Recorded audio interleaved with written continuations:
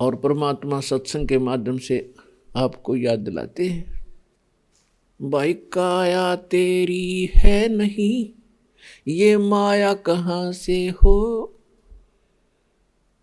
उद्यम कर और नाम जपो, मनुष्य कर्म है दो। कबीर काया तेरी है नहीं, ये माया कहाँ से हो, चरण कमल में ध्यान रखो, इन दोनों को खो। ये बोले प्राणी, जब तेरा शरीर अपना नहीं, इसको भी छोड़कर जाएगा और यहाँ कोठी बंगले कार बनाने में अपना जीवन नाश कर रहा है, ये तो बने बनाए यहाँ रह जाएंगे। और जिन बच्चों के लिए तू इतना कुछ पाप भार सिर पर ले रहा है, रिश्वत लेकर, चोरी करके, मिलावट करके, सारा दिन झूठ बोल बोल के, तो बच्चों के भी कर्म बिगाड़ रहा हुआ कि सुखी हो सकते हैं, ऐसे अनर्थ के धन को खा के उनके भी कर्म फोड़ रहा है। तो ये ज्ञान सत्संग से होता है, परमात्मा के विचार बताए जाते हैं। सत्संग उसे कहते हैं जिसमें सत आधार हो, झूठ ना हो। तो आज का जो विषय दास आपको बताना चाहता है कि आप बहुत पुण्यकर्मी प्राणी हैं और उन पुण्यकर्मी प्राणियों में से हो जिनके पीछे भगवान बहुत दिनों से भटक रहे हैं। आप किसी ना किसी जन्म में जब परमेश्वर आते हैं और अपना ज्ञान बताते हैं, उस समय या कभी इस कलयुग के इस बिचली पीढ़ी वाले समय में भी आपका जन्म हुआ है, जिस कारण से आज तक आपको ऐसे घोर कलयुग में भगवान की चाह शेष है। नहीं तो वैज्ञानिक पाक गए, दो थोड़ा सा ये इंग्लिश सीख ली, थोड़ी सी अटपट सीख ली, कोई उच्च पोस्ट बन गई, छोटा मोटा कोई राजनेता बन गया, धरती तोल रहा है, हर मृत्यु के बाद गधा बनेगा, वो आंखें नहीं इसके पास। तो उन आँखों का ऑपरेशन सत्संग में किया जाता है कि इसके बाद भी जीवन है, जिसको तू इतने तक सीमित है, इसके आगे भी कुछ बहुत भयंकर पीड़ाएं हैं आपके जीवन में, वो यहाँ याद दिलाई जाती है। कबीर साहब कहते हैं, जो जन मेरी शरण है ताका हूँ मैं दास, गेल गेल लाग्या फिरूं जब तक धरती आकाश, गोता मारूं स्वर्ग में जा पाठू पाताल, कहे कबीर ढूंढता फिरूं अपने हीरे मोती लाल। परमेश्वर कहते हैं कि जो एक बार मेरी शरण में आ गया, हमने गलती तो बहुत भयंकर कर रखी है पुण्यात्माओं। जब आप सृष्टि रचना को पढ़ोगे, सुनोगे, बहुत बार सुनाई है, आगे भी सुनाते रहेंगे, आज विषय दूसरा है, तो उससे आपको पता चलेगा कि हम कैसे सुख स्थान को छोड़कर और यहाँ किसी गंदे लोक में आ गए।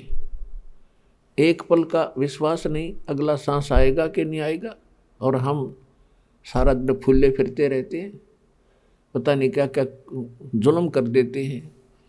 और इस मनुष्य जीवन का उद्देश्य क्या है, ये सत्संग के बगैर पता नहीं चलता, और सत्संग हमें मिलता नहीं। सत्संग कई संत करते हैं तो उनको ज्ञान नहीं, वो केवल अटपट खटपट कर रहे हैं और काल की प्रेरणा ही उनके अंदर प्रभावित है, तो उनके पास संपूर्ण ज्ञान नहीं और ना समाधान है उनके पास। तो ये परमात्मा कभी कभी रजा बख्शते हैं, तो जो रजा आज आपके ऊपर है इसका पूरा विश्व लाभ उठाओ। परमात्मा कहते हैं, चारों युग में संत पुकारे और कूक कहा हम हेल रे, हीरे माणक मोती बरसे ये जग चुगता ढेल रे। परमात्मा कहते हैं, मैं चारों युगों में आया और अच्छी आत्माओं, पुण्यात्माओं को, भक्तों को मिला, उनको अपने से परिचित कराया, उसके उपरांत उनको सचखंड सतलोक उस अविनाशी शाश्वत स्थान पर लेकर गया, फिर उनको वापस छोड़ा। उन महापुरुषों ने फिर मेरे से प्राप्त उस ज्ञान के आधार से मेरी महिमा का गुणगान किया, और मैंने स्वयं भी ये जानकारी रह रह कर प्रत्येक युग में आकर के दी। लेकिन आप इतने इस काल की भांग पी के इतने मदमस्त हो गए हो कि मुझे पहचान नहीं पा रहे, और आपने जो ज्ञान सुना है वो अभी तक अधूरा सधूरा सुन रखा है। तो क्या बताते हैं परमात्मा, सतयुग में सत सुकृत कह टेरा, त्रेता नाम मुनींदर मेरा, द्वापर में करुणा में कहाया, कलयुग नाम कबीर धराया। तो परमात्मा कहते हैं मैं चारों युगों में आया और प्रत्येक युग में मैंने आकर के आप जी को यथार्थ ज्ञान दिया, लेकिन आप इस काल के अज्ञान को इतना ग्रहण कर चुके होते हो, मेरे इस तत्व ज्ञान को सुनना भी पसंद नहीं करते। तो पुण्यात्मा, परमात्मा आपके लिए भटक रहे हैं। परमात्मा कहते हैं मैं रोवत हूँ सृष्टि को, ये सृष्टि रोए मोहे, कहे कबीर इस वियोग को समझ नहीं सकता कोई। आप तो सभी परमात्मा के लिए भटक रहे हो। हे परमात्मा हमें सुखी करो, हे परमात्मा हमें सुख दो, हमें ऐसे संकट आया है इससे मुक्त करो। और मैं कह रहा हूँ कि मैं परमात्मा हूँ, तुम मेरी शरण में आओ, जैसे मैं बताता हूँ ऐसे क्रियाएं करो, तुम्हें यहाँ भी सुख दूंगा और आपका मोक्ष भी करूँगा। लेकिन आप अपने भगवान को नहीं पहचान पा रहे हो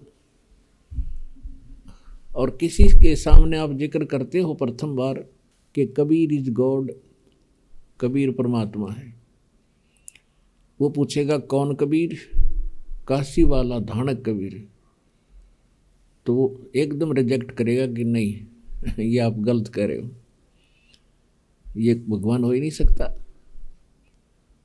देख कैसी भूल पड़ी आप कहे, भगवान को तो भगवान मानने को तैयार नहीं, और जो परमात्मा है नहीं उनको हम परमात्मा मान बैठे।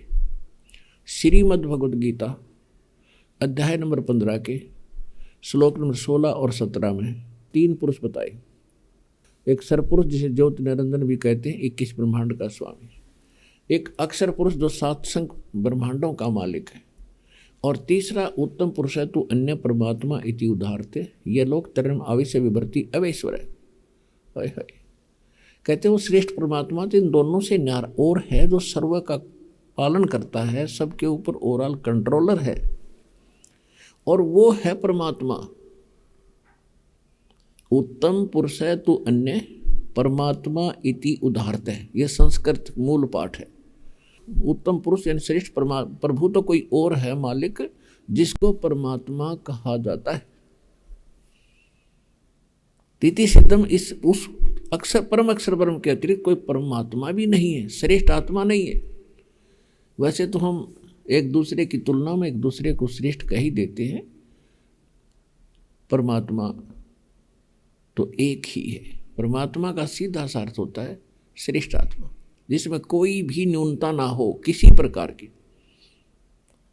उसके बाद आप जितने भगवानों को इस परमात्मा की डेफिनेशन से जांचोगे तो आपको कोई परमात्मा नहीं मिलेगा। ब्रह्मा विष्णु महेश में कितनी त्रुटियां आपके समक्ष हैं।